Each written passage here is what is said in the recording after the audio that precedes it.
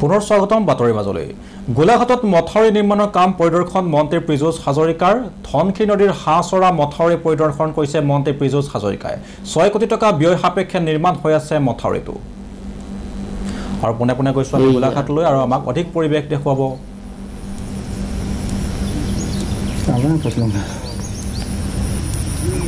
দুটা ধুনিয়াকে লৈছে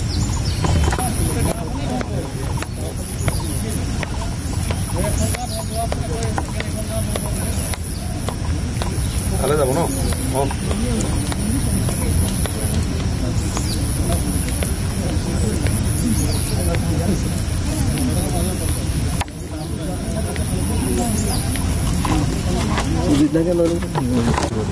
পৰিদৰ্শন কৰিছে মন্ত্ৰী পীযুষ হাজৰিকাই 6 কোটি টকা ব্যয় সাপেক্ষে নিৰ্মাণ হৈ আছে মথাউৰিটো আৰু মন্ত্ৰীগৰাকীক সংগ দিছে মন্ত্ৰী অজন্তা নিয়োগেও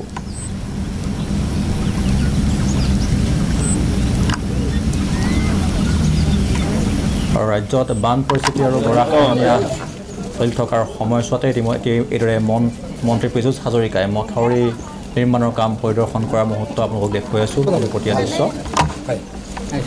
ধনশী নদীৰ হাঁচৰা মথাউৰি পৰিদৰ্শন মন্ত্ৰী পীযুষ হাজৰিকাৰ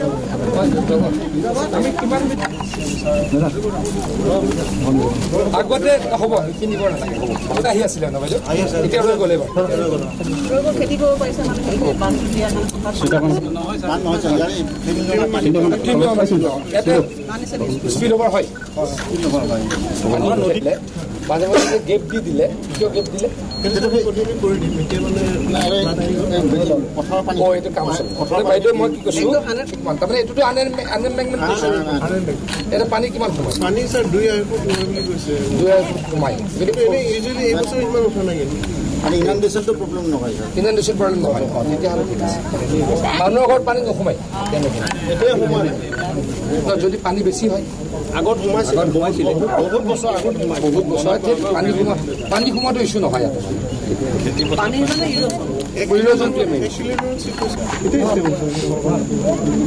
আৰু ষ্টিমত হৈ যাব আৰু এটা কাম কৰি দিলে বাইদেউ এইখিনি যদি অলপ কাটি দিব পাৰি আৰু অলপ ষ্টেবল হৈ যাব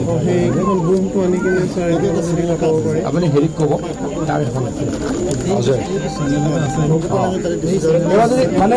তেতিয়া আৰু পাৰ্মানেণ্ট হৈ যাব এই দীঘলখন যে আনি বুকখন সেইখন যদি বাইদেউ কাটি দিয়ে এতিয়া নালাগিলে আৰু অলপ যদি কাটি দিয়ে আৰু ছেফ হৈ যাব দুমাহ লাগিব খৰালিটো আহিবলৈ গৈছে আমিতো এতিয়া ব্ৰহ্মপুত্ৰত কাটি আছো ব্ৰহ্মপুত্ৰতো কাটি আছো এতিয়া কাটি দিব পাৰিলে ভাল নহ'লেও উঠাই দিলে হ'ল ইফালে উঠাই দিব এতিয়া যদি সেইখন হেৰিত হৈ যায় অজয়খন লাগি আছে ডিব্ৰুগড় সেইখন যদি হৈছে সেইখন লৈ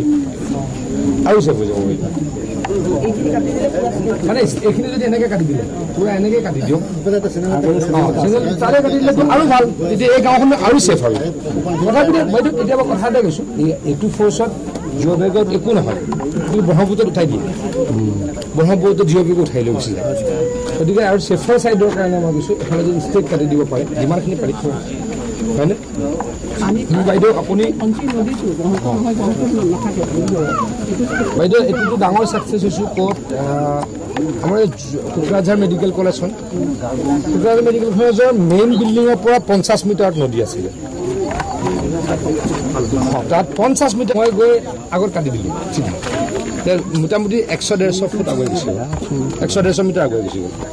মানে এনেকৈ পুৰা এনেকৈ কাটি দিলোঁ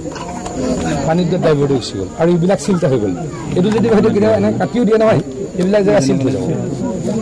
প্ৰায় চাই ইয়াৰ মানুহখিনি আপোনাৰ টেকুৰিটো ধৰিব লাগে মানে আগুৱাই যাব আৰু এটা মই স্কোপ দি গ'লোঁ মই টেকনিকেল বাইদেউ শিকি গ'লোঁ ঘূৰি ঘূৰি শিকি গ'লোঁ আপুনি যেনেকৈ PWD মই ৱাটাৰ ৰিচোৰ্চৰ মই টেকনিকেল কথা বহুত জনা হৈ গ'লোঁ বাইদেউৰ কাৰণে হৈছে মই জাষ্ট বাইদেউ দেখাব লৈ আহিছে আপোনালোক মানে কামৰ পাৰদৰ্শিতাৰ যথেষ্ট অসমত আছে বাইদেউৰ কাৰণে হৈছে বাইদেউ আৰু অলপ ভাল কৰিবলৈতো কাটি দিয়ক বাইদেউতো আমাক বহুতে সহায় কৰি দিছে আগত এনেকুৱা বান এখনো বনালে আকৌ দ্বিতীয়খন দিছে আমাকতো আমাৰ মানে আমি মানে বাইদেউক ধন্যবাদ দিছোঁ বঢ়িয়া আছে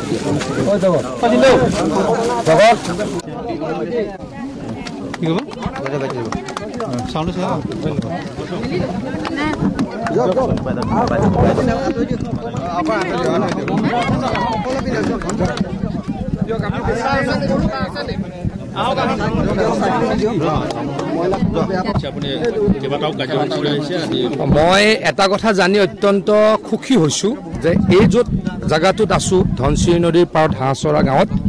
ইয়াতে বোলে নদীখন 1 কিলোমিটাৰমান সোমাই আহিলে আৰু গাঁৱৰ মানুহবিলাক ইয়াৰ পৰা উঠি যাব লগা হ'ল কিন্তু আমি যি এই 800 মিটাৰ জিঅ' ব্ৰেক প্ৰটেকশ্যন কৰিলোঁ বাইদেৱে কৰাইছে বাইদেৱে মোক কোৱাৰ কাৰণে মই চেংচন দিছোঁ বাইদেৱে ডেফিনেটলি কৰিছে এতিয়া আৰু গৰাখহনীয়া হোৱা নাই মানুহখিনি ইয়াত ষ্টেবল হৈ গ'ল কিন্তু আৰু অলপ মই চেষ্টা কৰিব খুজিম নদীখন অলপ কাটি দি নদীৰ সিপাৰে যিখিনি মাটি আছে তাত অলপ যদি কাটি দি নদীখন আৰু অলপ আগুৱাই দিব পাৰোঁ সমস্যাটো একেবাৰে শেষ হৈ যাব য'ত এতিয়া আমি আছোঁ তাৰ নদীত বালি পৰি যাব এই গাঁৱৰ মানুহখিনি আৰু ভৱিষ্যতে সুৰক্ষিত হৈ যাব কেতিয়াবা জিঅ' বেগৰ প্ৰটেকশ্যনো নষ্ট হয় বহুত বেছি পানীৰ সোঁত আহি গ'লে জিঅ' বেগো উঠি যায়